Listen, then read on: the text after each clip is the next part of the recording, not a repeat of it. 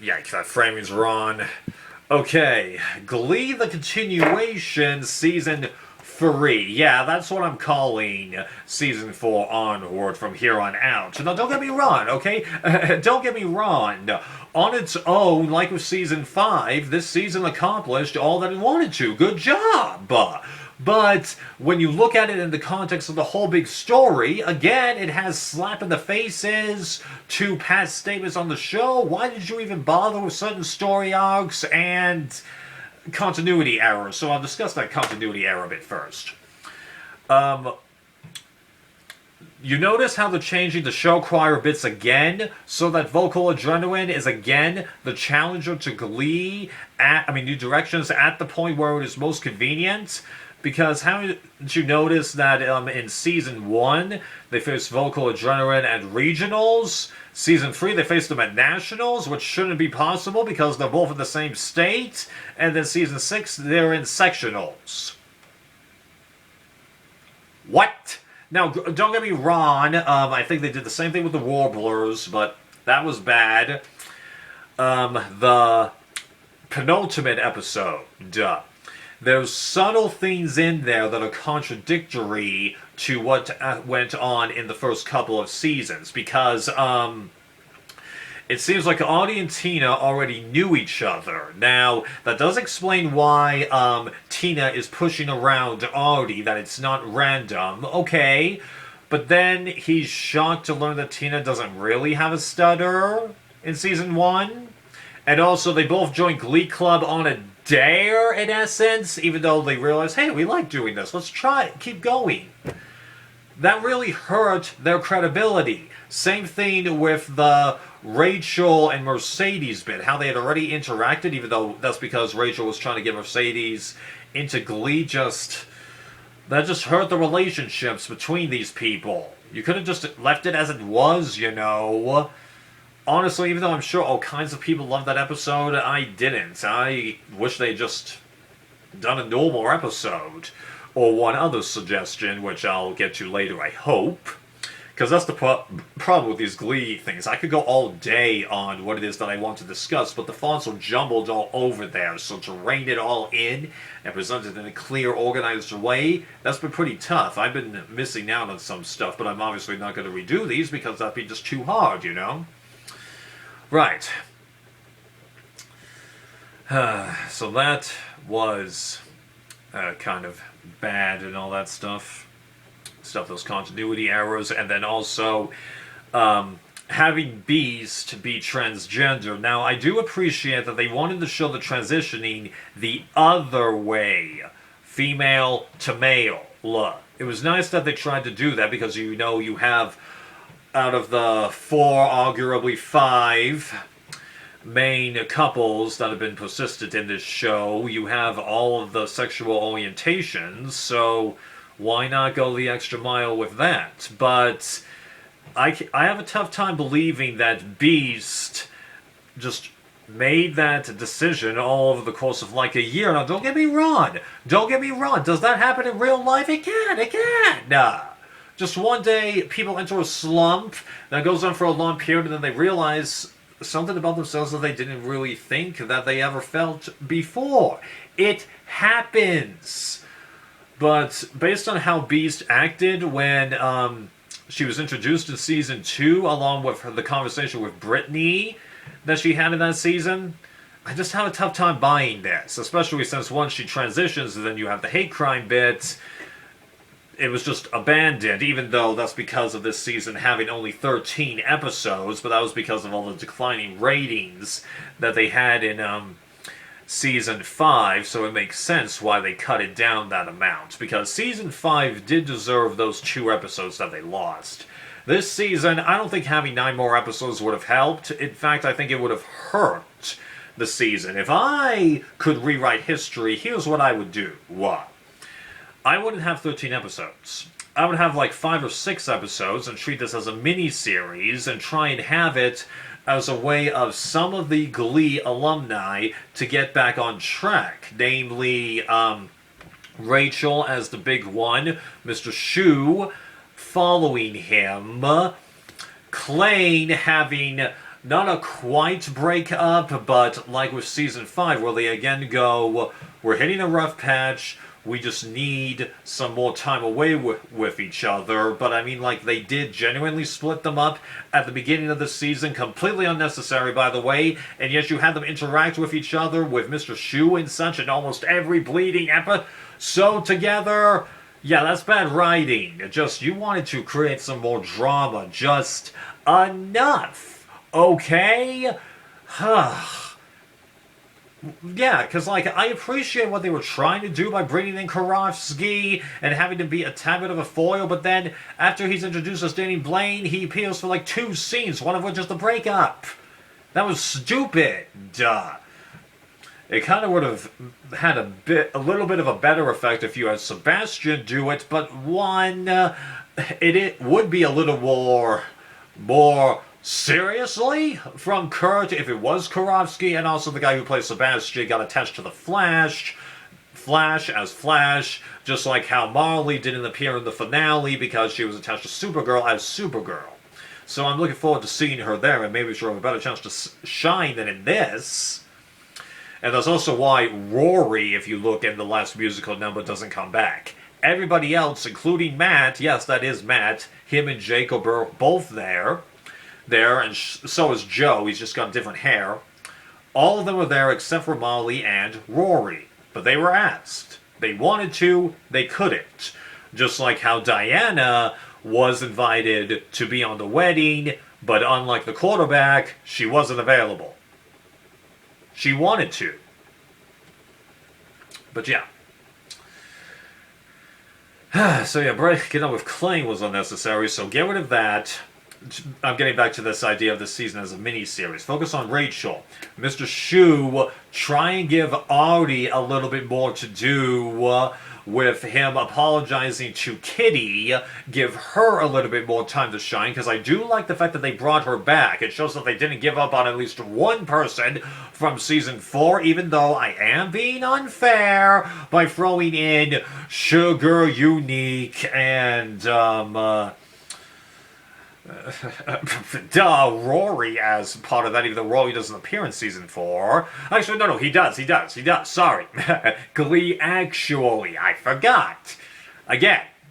But, yeah, so you give Kitty and Audie a little bit more to do, fully address the breakup, but recognize because Kitty is still in high school, and then Audie is, working on the degree that this relationship probably won't work. Real life is going to force them apart, like it does with all kinds of people when they graduate high school. I would know. I barely talked to anyone that I knew in high school, after high school, especially that first year, after the first year.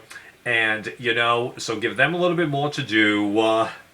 Do the show choir storyline, yes, but speed it up a little, and then show them the confidence that they have, and then they go and do the sectionals bit. You can have them win or lose. Really doesn't matter. Ignore Sue trying to be the good person. Just have her be annoying. Like she was in Season 5, You can do a bit of the Becky bit, just to show that we haven't forgotten about her and that she's trying to overturn a new leaf. You don't have to have her and Sue go through that fallout. That's something that definitely would have been done better if this had been 22 episodes. If it's less episodes, just ignore that altogether. Then you could do the flash forward, ditch Sue's bit, sorta. I don't think having her be vice president is that great of an idea. If you had her run for like a state legislature or be lieutenant governor, but have her state, hey, this is not something that I care about now. I have my eyes set on more important things. I got more important things to worry about for this Glee Club bit. Besides, I've had some time to think about it. Just have her just naturally come to the conclusion. Yes, it'll be called being written in, but time does heal things, because Sue herself in Season 5, when she was talking about Finn, said, Yeah, I pushed that kid. He was nuts, but he had potential. I actually did see him staying here, and I could have just kept the thing going for decades. And you could tell that she was touched by, hurt by the death, even though that's the actor feeling sorry for the other actor. Yes, I know their names. But anyway. And then you just have most of the other flash forward bits, but in reduced time. Huh? I think that would have actually led this season to be a better product than what did happen. Yeah. Because, owing to the fact that Kitty was the only person from Season 4 to come back, which, again, I was glad about because I felt like there was a lot of potential for that character, even though they didn't do much with her. Yes, this is fan fiction influencing me somewhat for the reasons that I said in last video, where Kitty is frequently a friend or even a relative of Quinn or Santana. Yeah. Yeah. So it's a bummer that they couldn't do much with her. Audie and Tina, yeah, they get together after all, but then it was like, why did you even have Tina do that bit with Mike? Because, she doesn't talk about Mike in seasons 4 or 5, really. Yeah. She's talking to other people. And when she sees Audie doing little bits, yeah, she was jealous of Kitty, but it's the opposite scenario. Audie was jealous of her and Mike, so now Tina's jelly of Audie and somebody else. We didn't need Mike. He's just a helping hand, a great helping hand. But I wish they hadn't done that. Honestly. And it's not because it's a girl proposing to the guy. No. Because I honestly am willing to bet that it's going to have to be somebody proposing to me. Right. And then, oh yeah, so, forgot about Diana. What the hell is up with her hair? That's stupid. And also, since you made no good references to her and Puck, minus a one-liner the first time that they're there, it's kind of like, why did you even bother with doing all that stuff in seasons 4 and 5, you know? Oh, well, we didn't want to show that we forgot about Diana, so then have her be the helping hand. Is that so hard? Writers. Yeah, but then you just ignore Jake, Marley, and Ryder, even though without Marley there, because she's doing Supergirl, it would have been hard to do that, and then not showing us unique, fully transition. Well, she kind of had, she kind of didn't, and yeah. Again, it's like, many ways, why did you bother? You just acted like a slap in the face, you know? And I don't want to say this. I don't. I'm grateful that the show exists. It exemplified all kinds of positive messages for those that didn't fit the typical ordinary person box, for lack of a better term. Okay? It put so many actors and actresses on the map.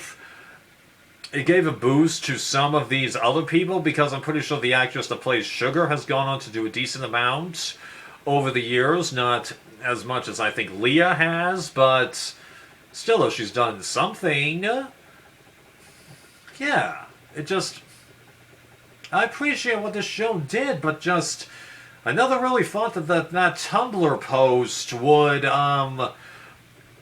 really be so accurate, where it's, like I said in my 20 free DVD and Blu-ray update, either the 4th or 5th part, Glee hater, I hate Glee. Dude, take a chill pill. Glee fan, I hate Glee. Me, tell me about it.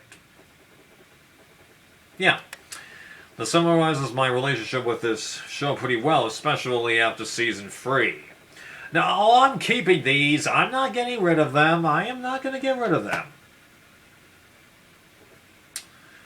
I am glad that I came back to this show 12 years-ish later and finished it, but the journey to it was not so great, and again, I'm going to be preferring fan fiction to this show, yeah.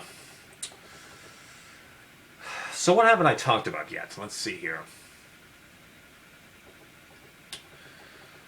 It's a bummer that we didn't really get more from Britannia, but I think that was because both Heather and Naya were either busy with other projects or pregnant. I swear one of them got pregnant while this show was on. And, you know, because after season 3, it seemed like Santana was there just as a sideline character, but it hurt. Oh, they had great potential with her moving to New York and being a thorn in Rachel's side and then helping her out. That was excellent, but it was also the last time the character really amounted to anything, and then Britney's airiness. I don't want to be a Britney hater, I don't. I've read plenty of fan fictions where she is airy in some bits, smart in others. Sometimes they have both in the same fan fiction, and it works. Oh God, does it work? But in this, it just... And as I might have said, I can't remember if I said it in this cut already, Eddie, but complaining about that with Sham. Well, here's the thing though. Sam's storylines in here and towards the end of season 5, that's him replacing Finn. Because, like, all those bits where Rachel says, oh, found that he was attractive and blah, blah, blah. No. That's just trying to do a wedge with Mercedes being in the picture, okay? It's a bummer that those two never officially ended up together, but... Mercedes decided that she wanted to do stardom and focus on her career. That's fine. Nah. Okay? And then Sam, him actually helping out with the new directions and McKinley, regardless if it's helping Beast with the football team or being the new person in charge of new directions, I'm fine with that. There's potential, but because of all the characters, there wasn't enough time for that.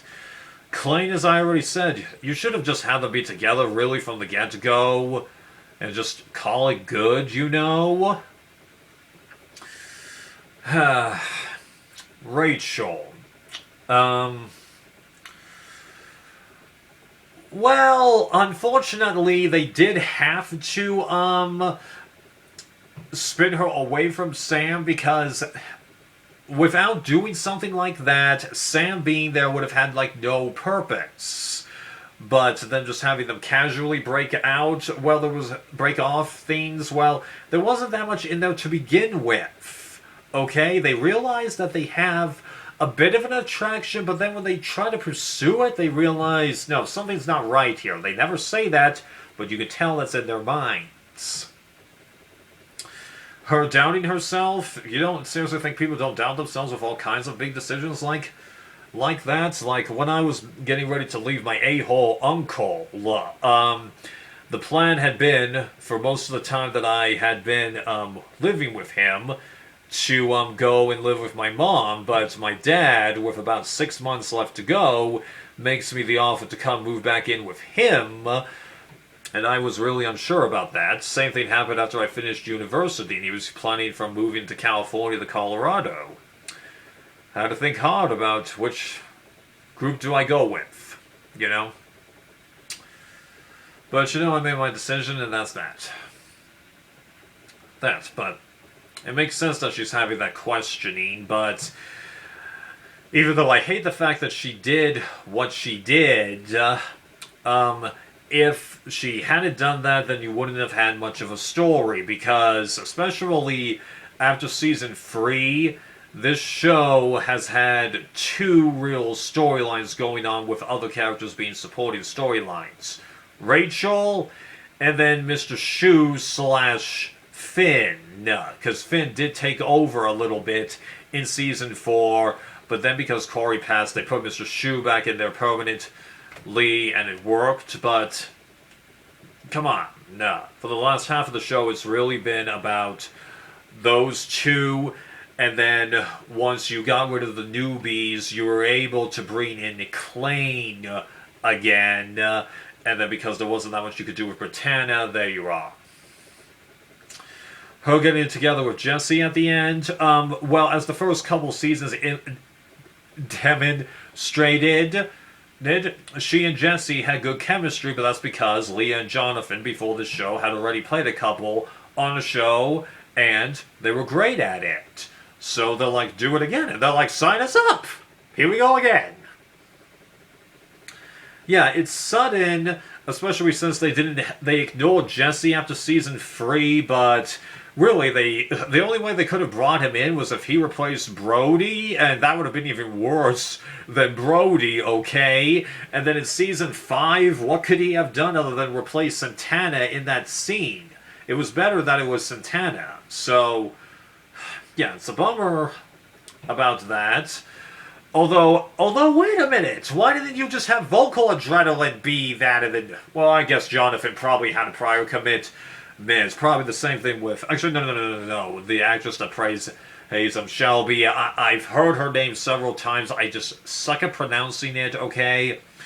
She's a well-known actress. She can only really be a guest star. Although I really do like the fact that Leah does sing Let It Go. Because, get this... Somebody years ago posted a video of the scene of Frozen where that song is sung but has Leah's audio. I think it improves it vastly. Like mother, like daughter. Even though they're not related in real life. Yeah. But I'm real glad that Rachel got her happy ending along with Mr. Shu getting everything that he wanted as well. Yeah. And it was also nice that Audie and Tina did get together off camera, but it is a bummer that had to have so many gaps in its storylines. Okay, so I know that this was kind of a little bit all over the place, but I really do not want to do this again. Watching the show has been both a very good experience and a very infuriating experience because of that Tumblr post that I described to you several minutes ago. What? Real glad that I saw this show. No way I'm going to get rid of it. We'll definitely go back and watch a lot of the show. And then maybe someday I'll even get into Kevin and Jenna, Audie and Tina's podcasts. I've got them both bookmarked and see what I can learn about the show. But it's going to be a long time before that happens. Okay, now if you excuse me, I'm gonna go read some from Barry fanfiction so I can get the taste of this show out of myself. See ya!